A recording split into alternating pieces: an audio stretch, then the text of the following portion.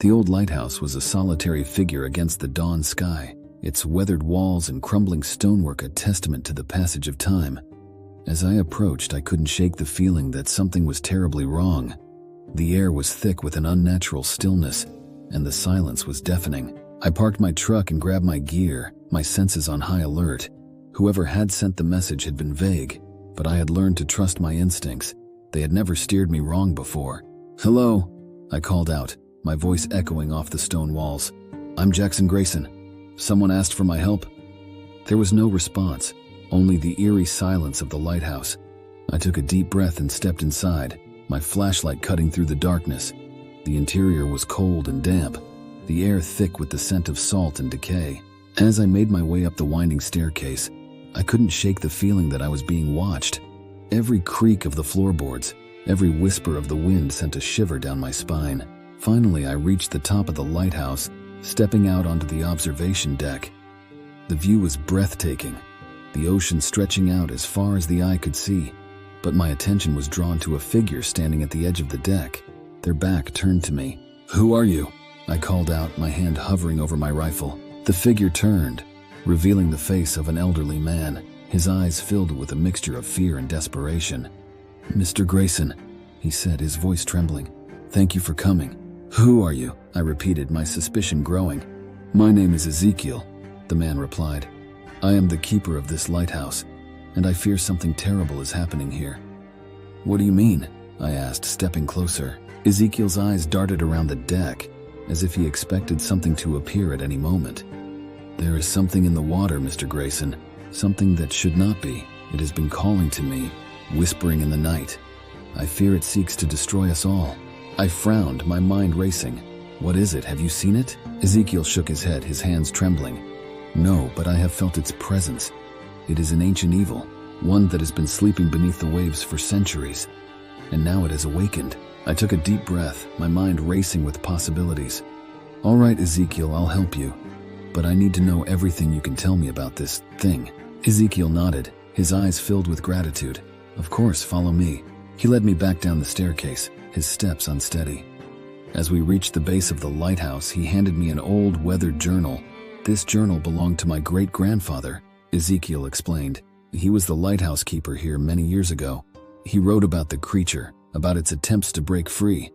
I believe it holds the key to stopping it." I took the journal, my fingers tracing the faded letters on the cover. "Thank you, Ezekiel. I'll study this and see what I can find." Ezekiel's eyes filled with hope. "Please, Mr. Grayson, you must stop it for all our sakes."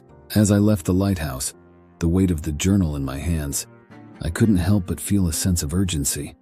This was no ordinary hunt. This was something far more dangerous, far more ancient. Back at my house, I settled in with the journal, reading by the light of a flickering candle. The pages were filled with detailed accounts of strange occurrences, of whispers in the night and eerie lights beneath the waves.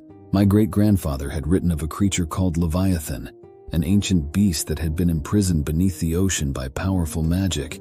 According to the journal, the creature had been stirring, attempting to break free and wreak havoc on the world. As I read, a plan began to form in my mind. I would need to find the source of the magic that held the Leviathan in place and reinforce it. If the creature was indeed as powerful as the journal described, I would need all the help I could get. The next morning, I called the sheriff, explaining the situation. He listened in silence, his expression growing grimmer by the minute. "All right, Grayson," he said finally. "What do you need?" "Gather your men and meet me at the lighthouse," I replied. "We're going to need all the help we can get." The sheriff nodded, determination in his eyes. "We'll be there." With a heavy heart, I prepared for the battle ahead. This would be my most dangerous hunt yet, but I was ready, because that's what a Grayson does, and I was proud to be one. The lighthouse stood like a sentinel against the stormy sky, its beacon cutting through the darkness. As the sheriff and his men arrived, I stood on the observation deck, staring out at the turbulent ocean. The air was thick with tension, the wind howling around us as if the very elements knew of the battle that was about to unfold. "Grayson," the sheriff called out, his voice barely audible over the wind. "We're here, what's the plan?" I turned to face him, my expression grim. "The creature we're dealing with is called Leviathan. It's been trapped beneath the ocean for centuries by powerful magic. We need to reinforce the bindings that keep it imprisoned, or it will break free and wreak havoc." The sheriff nodded, his face pale but resolute. All right, what do you need us to do? I glanced at the gathered men, their faces a mix of fear and determination. We need to find the source of the magic that holds Leviathan. According to the journal, there are ancient runes carved into the rocks beneath the lighthouse. Those runes are the key to keeping the creature trapped. We need to locate them and perform a ritual to strengthen their power. The sheriff nodded, his jaw set. Let's get to it then. We descended the winding staircase and made our way to the base of the lighthouse, where the waves crashed violently against the rocks. The wind whipped around us, carrying the salty spray of the ocean. Ezekiel, I called out, spotting the old lighthouse keeper near the entrance. Where are the runes? Ezekiel pointed to a narrow, rocky path that led down to the water's edge. Follow that path. The runes are carved into the rocks at the base of the cliff. The sheriff and I led the way, the other men following close behind. The path was treacherous, the rocks slick with seaweed and algae. We had to move carefully, our flashlights barely penetrating the darkness. As we reached the base of the cliff, I spotted the ancient runes, their intricate carvings glowing faintly in the dim light. They were partially obscured by the crashing waves, but their power was palpable. Here they are, I said, my voice barely audible over the roar of the ocean. We need to perform the ritual quickly. The storm is getting worse and Leviathan's strength is growing. The sheriff and his men formed a protective circle around me as I knelt by the runes, the journal open in my hands. I began to chant the ancient incantation, my voice rising and falling with the rhythm of the waves. The runes began to glow brighter, their light pulsating with power. The ground beneath us trembled, and a low, menacing growl echoed from the depths of the ocean. Hurry, Grayson, the sheriff shouted, his eyes wide with fear. It's coming. I focused on the ritual, my voice growing stronger as I recited the incantation. The glow of the runes intensified, casting an eerie light on the rocks and the crashing waves. Suddenly, the water erupted, and a massive serpentine form burst forth from the depths. Leviathan's scales glistened in the dim light, its eyes burning with an ancient fury. The creature's maw opened wide, revealing rows of razor-sharp teeth. Hold your ground, I shouted, my voice steady despite the fear that gripped my heart. We have to finish the ritual. The sheriff and his men stood firm, their weapons at the ready. Leviathan let out a deafening roar, its massive body coiling and thrashing as it advanced towards us. With a final desperate surge of energy, I completed the incantation. The runes blazed with light, their power surging into the air and forming a barrier around us. Leviathan reared back, its roar filled with rage and frustration. It slammed against the barrier, but the magic held firm. The creature thrashed and writhed, its movements growing more frantic as it realized it could not break through. Keep it up, Grayson, the sheriff shouted, his eyes fixed on the monstrous form of Leviathan. I continued to chant, pouring all of my energy into the ritual. The barrier pulsed with power, pushing Leviathan back towards the ocean. The creature let out one final, ear-splitting roar before it was forced beneath the waves, its massive form disappearing into the depths. The glow of the runes faded, and the ground beneath us stopped trembling. The storm began to abate, the wind dying down and the waves growing calmer. We did it, the sheriff said, his voice filled with awe and relief. We actually did it. I nodded, exhaustion washing over me. For now, but the bindings won't hold forever. We'll need to return periodically to reinforce them. The sheriff clapped me on the shoulder, a grateful smile on his face. Thank you, Grayson. You've saved us all. I managed a tired smile. Just doing my job, Sheriff. Let's get out of here. As we made our way back up the rocky path, I couldn't help but feel a sense of triumph.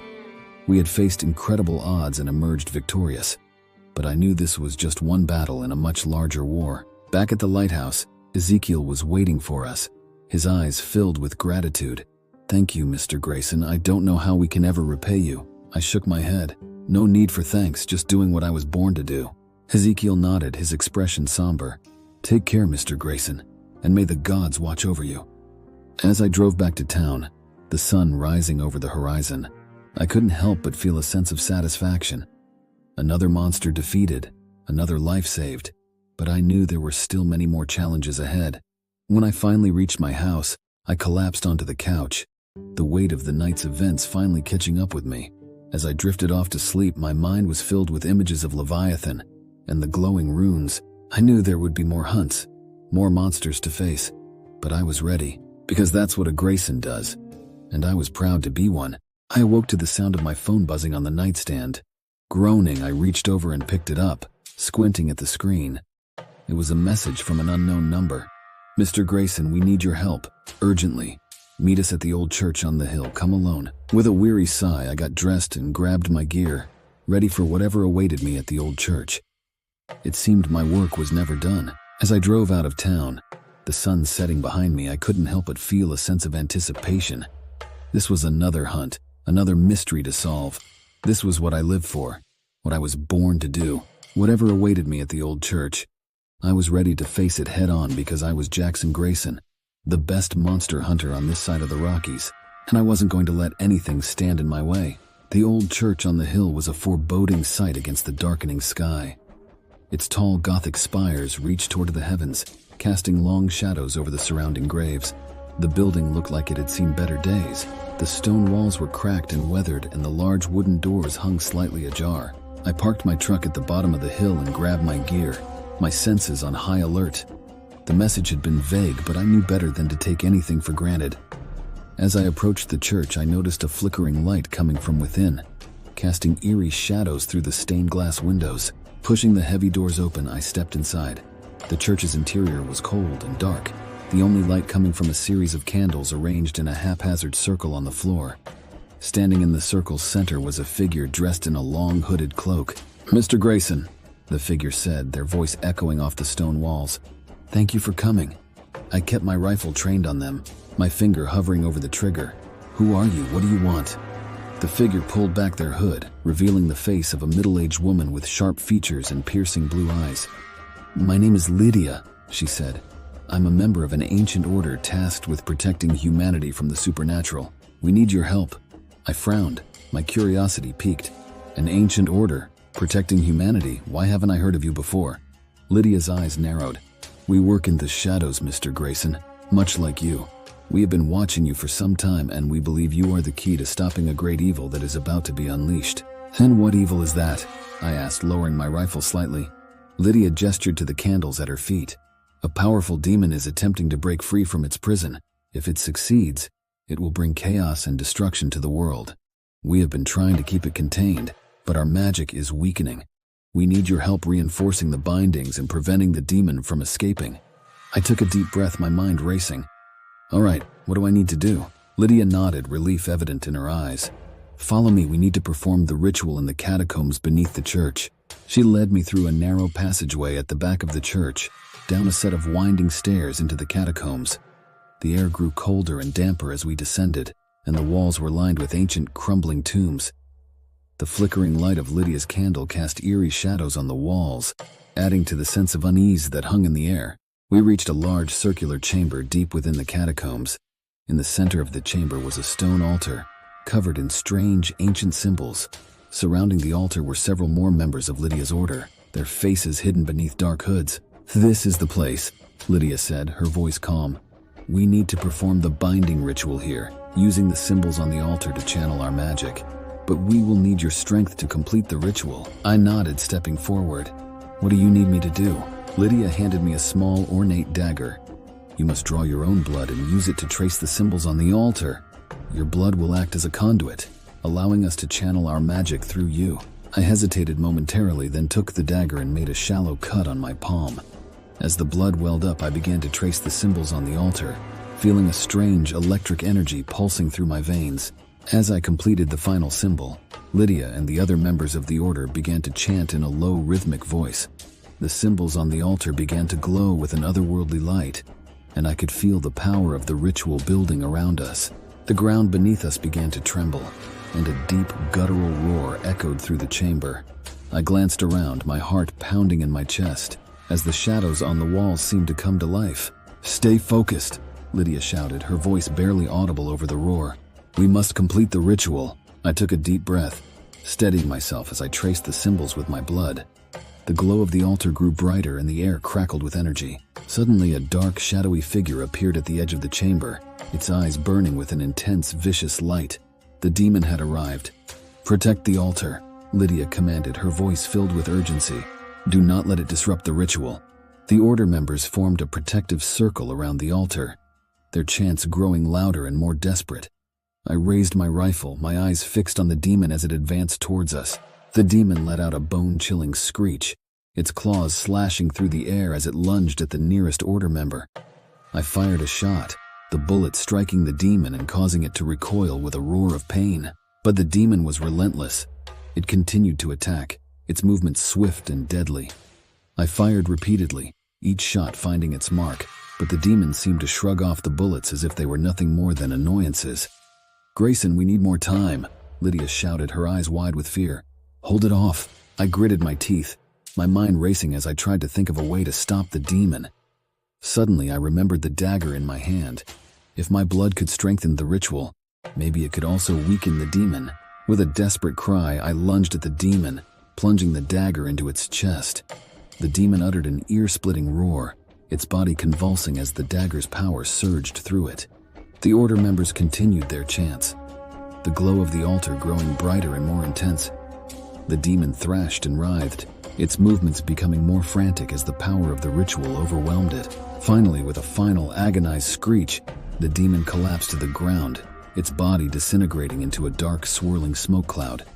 The chamber fell silent, the air heavy with the aftermath of the battle. Lydia approached me, her eyes filled with gratitude. "You did it, Mr. Grayson. The demon is defeated and the bindings are strengthened." I nodded, my breath coming in ragged gasps. Just doing my job. As we made our way back up to the church, I couldn't help but feel a sense of relief.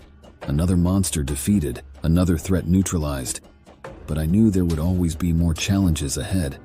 Lydia placed a hand on my shoulder, her expression serious.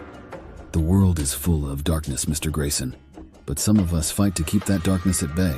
You have proven yourself to be one of those fighters. If you ever need our help, know that we will be there."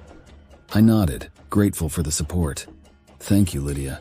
And if you ever need my help, you know where to find me." As I drove back to town, the first light of dawn breaking over the horizon, I couldn't help but feel a sense of purpose. There would always be monsters to hunt, always darkness to fight, but I was ready for whatever came next, because that's what a Grayson does, and I was proud to be one.